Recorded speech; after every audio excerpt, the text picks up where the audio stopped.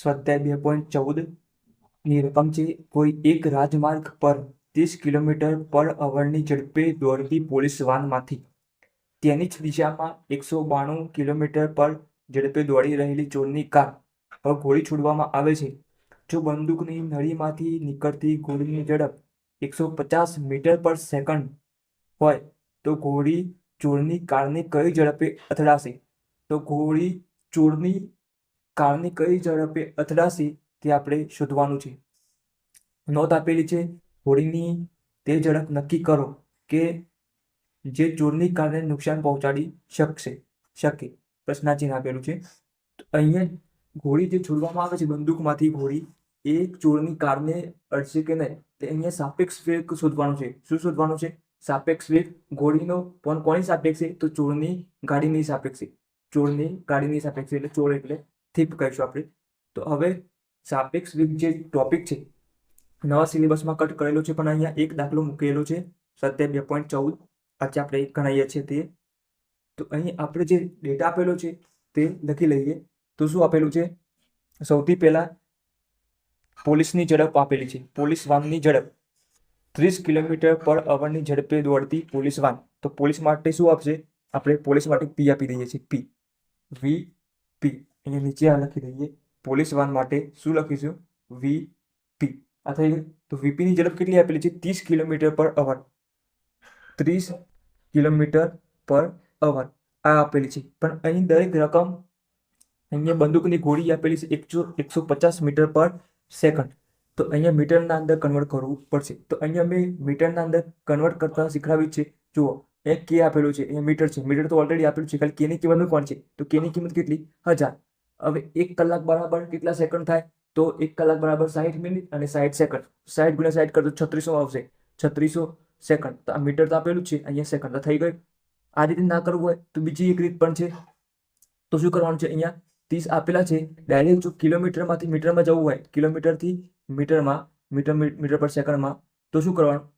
અહીંયા જુઓ એ જે અહીંયા લખવાનું છે એ તમને બતાવું. તો અહીંયા 0 0 કેન્સલ થઈ ગઈ. હવે અહીંયા જુઓ 5ના ઘડિયામાં આવે છે. અહીંયા અડધા કરો તો 2 5 10 અને 2 18 દુ 36. તો 5 ભાગ્યા 18. તો તમે સીધા પણ 5 ભાગ્યા 18 વડે ગુણી શકો છો. તો તમને એ જવાબ મળશે. તો હવે અહીંયા શું કરવાનું છે?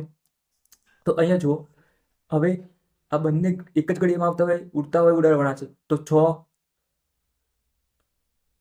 અહીંયા 5 6 30. અહીંયા જુઓ હું લખું છું 5 6 30 અને અહીંયા 6 3 18. તો 6 6 કેન્સલ થઈ જાય. તો ઉપર શું વધ્યું? 5 અને નીચે 3 વધ્યા. તો અહીંયા 5 અને અહીંયા 5. તો કેટલા વધ્યા?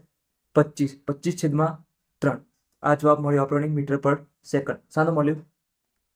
પોલીસની વાનની ઝડપ. જે પોલીસ વાન હોય, પોલીસ ગાડી, પોલીસની ગાડી, એની ઝડપ કેટલી છે? 25/3 મીટર પર સેકન્ડ. હવે આપણે ચોર માટે શોધવાનું છે. ચોર. તો ચોરને જ આપણે થીપ કહીએ છીએ. થીપ. ચોરને શું કહીશું? થીપ. થીપ એટલે શું થશે? ચોર થશે. ચોર. તો ચોર માટે અહીંયા આપણે ટી લખીશું. ખાલી ફક્ત શું લખ્યું? ટી. તો અહીંયા 192 કિલોમીટર પર અવર આપેલું છે. શું આપેલું છે? 192 કિલોમીટર પર અવર. આને પણ આપણે મીટર પર સેકન્ડમાં. હવે આ રીતે કરવું હોય તો પણ, અને 5/18 લખવું હોય તો પણ, તો 1000/3600 કરશું તો એ જ સાદું પડવાનું છે 5/18. પણ ડાયરેક્ટ તમે યાદ રાખજો તો સૌથી વધારે સારું. જો ના યાદ આવે તો જ આ કરવાનું 1000/3600. તો હવે અહીંયા 192 ગુણ્યા 5/18 આ થઈ ગઈ. હવે અહીંયા 6 3 18 આવે છે. 6 3 18 થાય. તો અહીંયા તમે 3 વડે ભાગી શકો અને 6 વડે ભાગી શકો. તો 192 ને હવે તમે 6 વડે ભાગી શકો તો કેટલો જવાબ આવશે? તો 192/6. તો કેટલો જવાબ આવે છે? 32 આવે છે. 32 કેટલો આવે છે? 32. તો તમે 6 ઉડાડો તો કેટલો આવશે? 32. અને 32 ગુણ્યા 5 કરો તો કેટલો આવે છે? 32 ગુણ્યા 5 તો 160. અહીં છેદમાં 3 તો છે જ. કેટલા છે? 3. તો અહીંયા 160/3. 160/3 મીટર પર સેકન્ડ. આ શાની ઝડપ છે? ચોરની ગાડી જે હોય એની ઝડપ છે વી ટી. આ થઈ ગયું 160/3 મીટર પર સેકન્ડ. આ ડાયરેક્ટ કર્યું 5/18. આ થઈ ગયું. હવે બીજી એક ઝડપ આપેલી છે. શાની આપેલી છે રકમના અંદર? કે જુઓ ઘોડીની ઝડપ આપેલી છે. ઘોડીની. તો આપણે વી બી આપી દઈશું. અથવા બુલેટ એટલે બી એટલે ઘોડી, તો ઘોડીની ઝડપ કેટલી આપી છે? 150 મીટર પર સેકન્ડ. જે આ તમને આપેલું હતું એ જ લખેલું છે રકમમાં. હવે આપણે ગણતરી કરીએ, દાખલાની શરૂઆત કરીએ. તો અહીંયા તમારે શું કરવાનું છે? જ્યારે તમે અહીંયા આ પોલીસની ગાડી છે, પોલીસની, અને અહીંયા ચોરની છે, ચોરની ગાડી છે. હવે આ ગાડી આ તરફ જાય છે અને પોલીસની ગાડી પણ તે જ દિશામાં એટલે એ જ દિશામાં જાય છે. હવે અહીંયાથી અહીંયા ગાડીના દરવાજામાંથી કોઈ બંદૂક કાઢીને નિશાન તાકે છે, ત્યારે ઘોડી જે બંદૂકમાંથી છૂટે છે એની ઝડપ તો હોય જ છે બુલેટની, પણ તેની સાથે સાથે શાની ઝડપ હોય છે? આ જે કાર છે પોલીસની જે ગાડી છે એની પણ ઝડપ હોય છે આ દિશામાં. તો અહીંયા જે ઘોડીની ઝડપ છે એ ઘોડીની ઝડપ જેટલી જ નહીં હોય, એની સાથે કઈ ઝડપ ઉમેરાશે? તો પોલીસના કારની ઝડપ ઉમેરાશે, પોલીસના ગાડીની ઝડપ ઉમેરાશે. તો તારે જે બંનેનો સરવાળો મળશે એ તમને ઘોડીની વાસ્તવિક ઝડપ મળશે.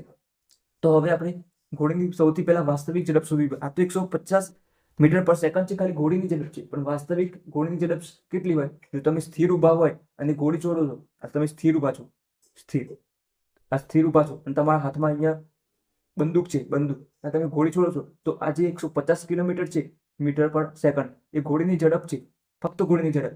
પણ જો તમે ગતિમાં હો, તમે દોડતા તમે ઘોડી છોડતા હોય, તો એના અંદર 150 મીટર પર સેકન્ડ, અને માની લો કે તમે દોડો છો 5 મીટર પર સેકન્ડની ઝડપે, 5 મીટર, તો આ 5 મીટર અંદર એડ કરવા પડે તો તમને ઘોડીની વાસ્તવિક ઝડપ મળે. તો અહીંયા આપણે શું કરવાનું છે? સૌથી પહેલા ઘોડીની વાસ્તવિક ઝડપ શોધવાનું છે. તો અહીંયા લખીશું ઘોડીની વાસ્તવિક ઝડપ. ઘોડીની વાસ્તવિક ઝડપ ઇઝ ઇક્વલ ટુ શું થશે? હવે ઘોડીની અહીંયા વીબી આપી દઈએ, તો અહીંયા વીબી ડેશ આપી દઈએ. તો ઘોડીની વાસ્તવિક ઝડપ શોધવા માટે તો ગાડીની ઝડપ, પોલીસની ગાડીની ઝડપ અને ઘોડીની ઝડપ જે આપણે વીબી ડેશ ઉતારી લઈએ. તો અહીંયા બંનેનો સરવાળો કરશું. સરવાળો શું આવશે? તો અહીંયા 25/3. પોલીસની ગાડીની ઝડપ કેટલી છે? 25/3 આ છે. અહીંયા વીપી આ ઝડપ છે 25/3 આ થઈ ગઈ. હવે બીજી ઝડપ છે ઘોડીની ઝડપ, બુલેટની 150 છે, તો 150. હવે અહીંયા તમને લસા લેતા આવડતું હોવું જોઈએ. તો છેદમાં કશું ના હોય તો શું થાય? 1 હોય. હવે ચોકડી ગુણાકાર કરો તો પણ મળી જશે. તો 25 એકા 25. અહીંયા ચોકડી ગુણાકાર કરો આ રીતે, તો 25 એકા 25. હવે આ રીતે ચોકડી ગુણાકાર કરો, વચ્ચે સરવાળો તો સરવાળો મૂકવાનો, તો 15 થાય 45. તો 45 મૂક્યા અને 0 મૂકી દેવા, અને આ બંનેનો ગુણાકાર કરવાનો છેદમાં, તો 3 એકા 3 આ થઈ ગયું. હવે આ પૂછી દઈએ છીએ આપણે, આ થઈ ગયું. હવે 450 ને 25 કેટલા થાય? તો 50 માં 25 મેં તો 75, તો 475/3 મીટર પર સેકન્ડ. આ તમને શાની ઝડપ મળી? ઘોડીની વાસ્તવિક ઝડપ મળી. હવે આપણે શું શોધવાનું છે? ઘોડીની ચોરની સાપેક્ષે ઝડપ. ઘોડીની હવે ઝડપ મળી ગઈ. ઘોડીની ઝડપ કેટલી હશે? 475/3. હવે ગાડીએ આપણે આ જે ઘોડીની ઝડપ છે એ કોની સાપેક્ષે શોધવાનું છે? તો ચોરની ગાડીની સાપેક્ષે. તો ચોરની ગાડી છે એના કરતાં ઘોડીની ઝડપ વધારે હશે તો અથડાશે, નહીં હોય તો નહીં અથડાય. તો ઝડપ અથડાશે કે નહીં અથડાય? તો ઘોડીની હવે ઝડપ શોધવાની છે. તો અહીંયા શોધી લઈએ તો VBT. જો ઘોડીની ચોરની સાપેક્ષે ઝડપ, તો VBT થઈ ગયું. હવે એક જ દિશામાં હોય તો બંને વચ્ચે બાદબાકી આવશે. શું આવશે? યાદ રાખવાનું છે તમારે, બંને એક જ દિશામાં હોય. અહીંયા પોલીસની ગાડી અને અહીંયા ચોરની ગાડી બંને એક જ દિશા તરફ છે, તો અહીંયા શું થશે? બાદબાકી થશે. તો અહીંયા VB માઇનસ VT. તો VB આપણે ઘોડીની વાસ્તવિક ઝડપ મળી ગઈ છે. કેટલી છે? 475/3. ને ચોરની ગાડીની ઝડપ કેટલી છે? 160/3. 160/3. હવે જો છેદ સમાન હોય બંનેમાં, જો 475 ના નીચે 3 છે અને અહીંયા 160/3 છે, જો છેદ સમાન હોય તો તમે એક કોમન છેદ આપી શકો છો 3 છેદમાં. બંને માટે એક જ છે, તો 3 થઈ ગયા. હવે ઉપર જે હોય એ એમને લખી દેવાનું, 475 માઇનસ 160, તો બાદબાકી કરી લેવાની. તો બાદબાકી શું આવશે? તો અહીંયા કેલ્ક્યુલેટરમાં કરવાનો ટાઈમ બગાડવાનો નહીં. 475 માઇનસ 160, તો કેટલો આવશે? 315. તો 315/3 એનો ભાગાકાર કરશું, 315/3 તો કેટલો આવશે? 105. તો કેટલો જવાબ મળશે? 105 મીટર પર સેકન્ડ. તો ઘોડીની ઝડપ કેટલી હશે? ઝોનની સાપેક્ષે 105 મીટર પર સેકન્ડ હશે.